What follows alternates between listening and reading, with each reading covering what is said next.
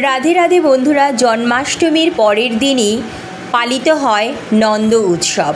শাস্ত্রে বলা হয়েছে জন্মাষ্টমী ব্রত পালন করলে অবশ্যই নন্দ উৎসবও পালন করা উচিত। ভগবান শ্রীকৃষ্ণের নন্দ উৎসবের যথেষ্ট গুরুত্ব রয়েছে। এই দিন ভগবান শ্রীকৃষ্ণের প্রিয় খাবার ভগবানকে ভোগ হিসাবে নিবেদন করে সেই ভোগ প্রসাদ বাড়ির সকলেই যেমন গ্রহণ করতে হয়, তার সাথে সাথে নিজের সাধ্য সামর্থ্য মতো সকলকে বিতরণও করতে হয়। বন্ধুরা, আমরা সকলেই জানি ভাদ্র মাসের কৃষ্ণ পক্ষের রোহিণী নক্ষত্রের বুধবার রাত 12টায় জন্মগ্রহণ করেছিলেন মথুরার কারাগারে ভগবান শ্রীকৃষ্ণ।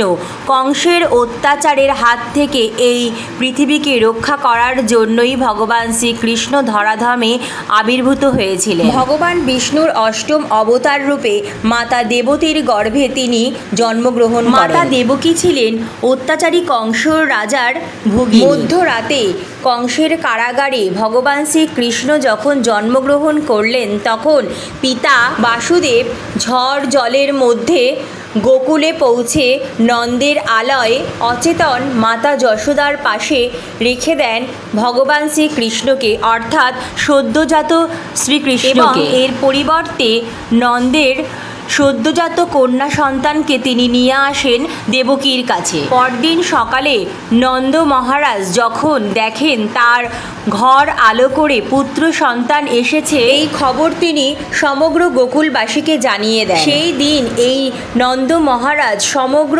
গোকুলবাসীর উদ্দেশ্যে নিমন্ত্রণ পাঠিয়েছিলেন এবং সমগ্র গোকুলবাসীকে নানা রকম সুস্বাদু খাবার বিতরণ করেছিলেন। আর এই গোকুলেই আস্তে আস্তে বেড়ে ওঠে ভগবান শ্রীকৃষ্ণ। তাই যে সকল ভক্তবৃন্দরা জন্মাষ্টমী ব্রত পালন করেন, তারা অবশ্যই জন্মাষ্টমীর পরের দিন নন্দ উৎসব পালন করে থাকেন। এই দিন কিছু কিছু খাবার যেমন গ্রহণ করতে হয়, তেমন কিছু খাবার সকলের উদ্দেশ্যে বিতরণও করতে হয়। বন্ধুরা, এই নন্দ উৎসবের দিন ভগবানের প্রিয় যেই ভোগ অবশ্যই ভগবানকে নিবেদন করতে হয় এবং পুজোর পর সেই ভোগ প্রসাদ বাড়ির সকলের সাথে সাথে পাড়া প্রতিবেশী আত্মীয় স্বজনের সাথেও বিতরণ করতে হয়। সেটি হলো তালের বড়া। জন্মাষ্টমীর দিন তো অবশ্যই ভগবানের প্রিয় তালের বড়া ভগবানকে ভোগ হিসাবে নিবেদন করতেই হয়, কিন্তু যিনি ব্রত পালন করেন তিনি কিন্তু সেদিন তালের বড়া গ্রহণ করতে পারেন না পুজোর পরও।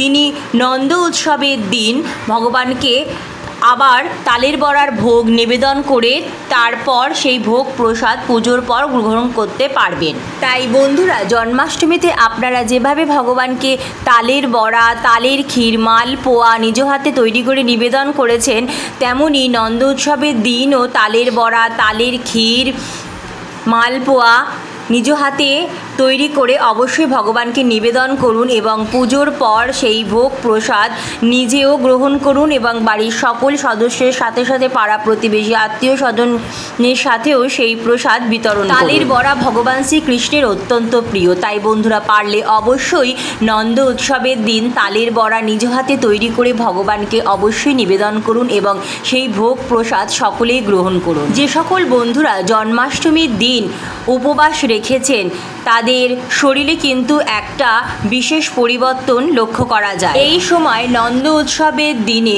অর্থাৎ জন্মাষ্টমীর পরের দিন কিন্তু অর্থাৎ উপবাস ভঙ্গের পরের দিন কিছু কিছু খাবার যেমন একদম এড়িয়ে যাওয়া উচিত এবং তার সাথে সাথে কিছু কিছু খাবার শরীরকে সুস্থ ও সতেজ রাখার জন্য গ্রহণ করাও। যে কোনো ব্রত উপবাসের আগের দিন যেমন সহজ পাচ্য অর্থাৎ হালকা নিরামিষ খাবার যেমন খাওয়ার কথা বলা হয়েছে, তেমনি যে কোনো উপবাসের পরের দিনও নিরামিষ আহার অর্থাৎ হালকা মশলাযুক্ত খাবার বা সহজ পাচ্য খাওয়াও। উপবাস ভঙ্গের পরের দিনও আমাদের কিন্তু নিরামিষ অর্থাৎ সহজ পাচ্য হালকা তেল মশলাযুক্ত খাবার খাওয়া উচিত। কোনো রকম আমিষ জাতীয় খাবার বা বেশি তেল মশলাযুক্ত খাবার খাওয়া কিন্তু উচিত। তার সাথে সাথে উপবাস ভঙ্গের পরের দিনও কিন্তু এক থালা ভর্তি করে খাবার একসাথে গ্রহণ করা উচিত। এতে করে উপোস করার যে উপকারিতা সেটা কিন্তু আর পাওয়া যায় না। আর উপোস ভঙ্গের পরের দিন আপনারা কোনো রকম ভাজা বা আলুর চিপস বা নানা রকম ভাজা, সিঙাড়া, নারকেল কোড়া, ভারী কোনো মিষ্টি বা বেশি তেল মশলাযুক্ত খাবার কিন্তু গ্রহণ করা উচিত নয়, এতে আপনার শারীরিক ক্ষতি হতে পারে। তাই বন্ধুরা, উপোস ভঙ্গের পর এই জাতীয় খাবারগুলি কিন্তু একদম এড়িয়ে চলার চেষ্টা করুন। জন্মাষ্টমীর পরের দিন অর্থাৎ নন্দ উৎসবের দিন যে খাবারগুলি গ্রহণ করা উচিত তার মধ্যে আমি তো প্রথমেই বললাম বন্ধুরা, তালের বড়া ভগবান শ্রীকৃষ্ণের অত্যন্ত প্রিয়।